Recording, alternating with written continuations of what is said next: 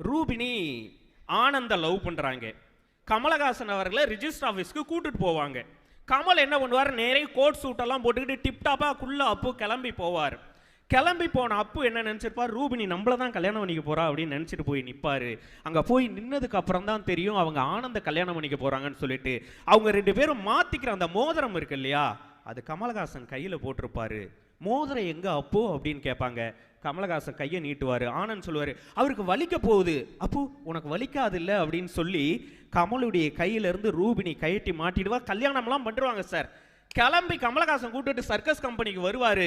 வந்த உடனே மௌலி துப்பாக்கியை வச்சுட்டு ரெடியாக இருப்பார். எனக்கு தெரியாமல் அப்பு உன்னை நான் எவ்வளோ நம்பினேன், நீ போய் கல்யாணம் பண்ணி வச்சிட்டியே என் பொண்ணுக்கு அப்படின்னு திட்டுவார். திட்டும்போது கமலஹாசன் கம்முன்னு நின்றுட்டு இருப்பார்.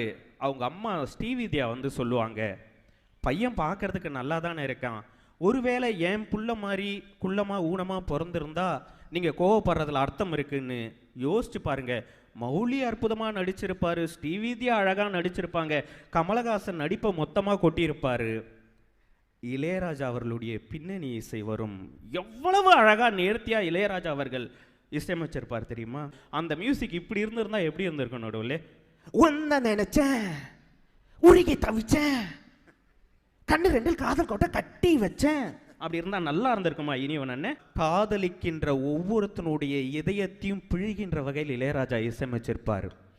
ஒன்ன நினைச்சேன், பாட்டு படிச்சேன், தங்கமே ஞான தங்கமே, என்ன நினைச்சேன் நானும் சிரிச்சேன், தங்கமே ஞான தங்கமே, அந்த வானம் அழுதாத்தான் இந்த பூமியே சிரிக்கும், அந்த வானம் போல் சில பேர்